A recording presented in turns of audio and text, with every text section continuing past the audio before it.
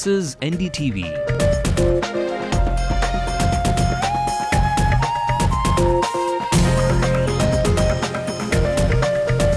And you're watching NDTV Hindu.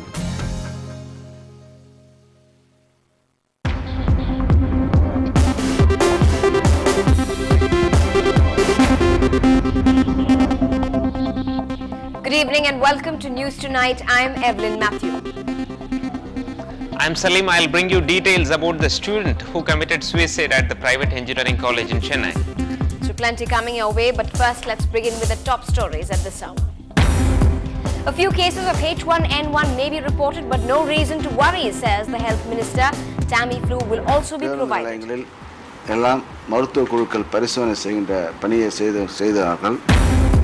A painter murdered outside the Velachery railway station. This time is the state becoming the crime hotbed in the country. A big victory for the differently abled in the country. Mamta Didi says no more reserved status on special coaches on trains. It's time for the trackmen with the railways to be on guard the walk and talk way. Karunanidhi plays spoiler in Jayalalitha's tea party. The DMK rolls out its new offensive. The left prepares a war chest against the UPA after the fuel price hike. Opposing parties don't think it's much needed, as Dr. Singh says. There must be a total stoppage of work throughout India. Drug addicts figure the new formula to order dope. The internet now offers a high with the goods. And there ain't no mountain high enough for the Indian shuttler. She promises to be the woman on top. I'm sure when I can reach number 3 spot, I can also become world number 1. Now, after the scare over swine flu, the health minister in the state said that Tamil Nadu is fully equipped to handle the fatal disease. At present, 21 cases have been reported in Tamil Nadu, 3 in Chennai, 14 in Kanyakumari, 2 in Thiruvarur, and 1 each in Namakkal and Nagapattinam. But he asserted that all the government hospitals in the state have separate wards to treat the swine flu affected patients and that Tamiflu tablets will also be made available. A separate team of doctors has been sent to the districts closer to Kerala, where recent cases were reported, to check the affected patients in a very phased manner.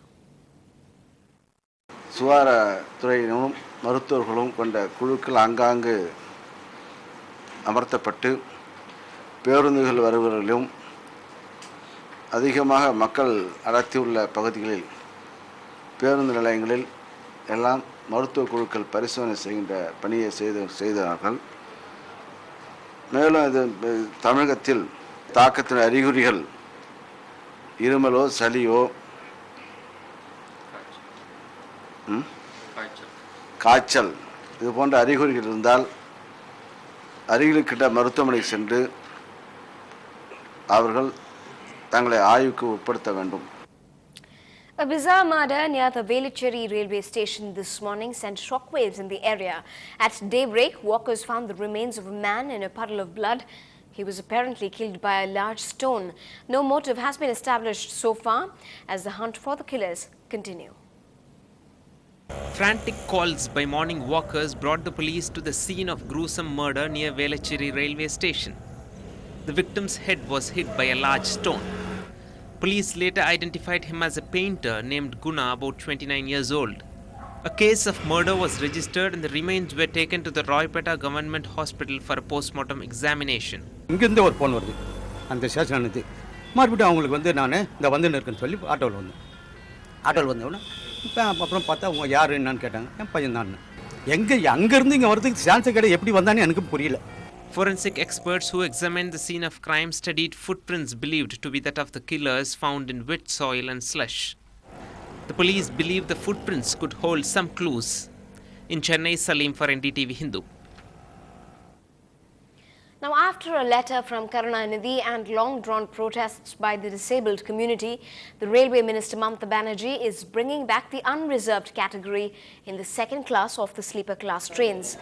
Disabled rights groups are obviously glad with the move, and they have welcomed the old system of reservation back and thanked both the Chief Minister and the Union Railway Minister. Just a few months back, the demand for such a status on both mail and express trains was made.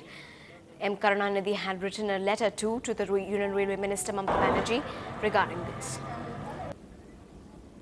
Now, Deepak, the state vice president with the Tamil Nadu Disabled Federation, was in our studios. He welcomed the move but said there's much more to be done. We had put forth many other demands. One such is we should be included in all the consultative committees of the railways, because we have levels of consultative committees. One is at the divisional level, the second is on the zonal level, and the third on national level. So without considering or consulting with the stakeholders to take a decision on such thing which will affect 70 million people of the country is not a good practice of public policy. So we wanted that, we wanted inclusion in all levels, and we also wanted seat number 1, 2 or the berth number 1, 2 in every reservation compartment to be made for disabled people. That had not come back, and it's under the review, but still we have got the status quo, so for that we are very happy. And the Honorable Chief Minister had given a statement saying that 3 lakh jobs had been given to the general community, so out of which 3% reservation should have got implemented to the disabled community, but that has not happened. In fact, though the Honorable Chief Minister is quite empathetic towards the differently abled, I'm so sorry to say that the executive authorities, the other government machineries are not to that extent, and we are yet to get the 9,000 jobs. Well, just one of those many demands met. Now, India's sprawling rail network remains a soft target for sabotage and attacks. And to improve safety, trackmen who patrol the rail lines day and night will soon be equipped with walkie-talkies, and unmanned crossings will also be fitted with sirens. The Southern Railway Mazdoor Union believes swift communication between trackmen and their superiors will be effective in preventing rail accidents. After its suggestions, rail authorities say trackmen will be equipped with communication devices such as walkie-talkies in about 4 months. They have also agreed to step up patrolling. Night பெட்ரோலுக்கு, அதாவது ட்ராக்கை தண்டவாளத்தை பரிமாறிப்பதற்கு இரவு நேர பணிக்காக தண்டவாளத்தை பரிமாறிப்பதற்கு 2 டிராக்மென்களும் அவர்களுக்கு walkie talkie அல்லது cellphone கொடுக்க வேண்டும் என்று அவர்கள் உத்தரவிட்டுள்ளார். Safety concerns at unmanned level crossings notorious for accidents involving motor vehicles were also highlighted. Unmanned level crossing, automatic level crossingல வந்து முன்னெல்லாம் வந்து பெல்ட் சிஸ்டம் இருந்தது. இப்போது அதை மாற்றி சைரன் சிஸ்டத்தை கொண்டு வர வேண்டும் என்று ரயில்வே அமைச்சருடைய கவனத்திற்கு எடுத்து வந்த உடனேயே அவர்களும் அதற்கான வேலைகளை செய்ய வேண்டும் என்று சொல்லியிருக்கின்றார்கள். மக்களுக்கு விழிப்புணர்ச்சி, அந்த அவேர்னஸ் அதிகமாக வரும். த்ரூ அவுட் எல்லா கேட்டும் இந்தியா அகில இந்திய அளவில் ஃபுல்லாக பண்ண போகிறாங்க. இது வந்து ஒரு 2 years ஆகும். The Mazdoor Union has also urged rail authorities to fill up 2 lakh vacancies in its rank and lower qualification requirements to Class 8 from Class 10.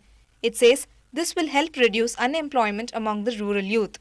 In Chennai, Lokpriya, NDTV-Hindu. Well, on to some political news. Jayalalitha's tea estates at Kodinadu are once again under the scanner. An IAS officer has been instated to make an inquiry into the tea estates that supposedly belongs to the AIDMK Supremo. This comes after the DMK chief, Karunanidhi, making a mention of the case at the World Classical Tamil Conference. Political analysts are viewing this in the light of the upcoming battle for the assembly polls. Such a case is expected to develop into a rallying point ahead of the elections. And senior correspondent Peer Muhammad joined us with some details. Suddenly, this is being raked up by the, as soon as the conference was over, this was raked up by a section of journalists, and they raised a question to the Chief Minister, and he said law will take its own course. The next day, today, we are seeing a statement installing an officer to inquire into the case.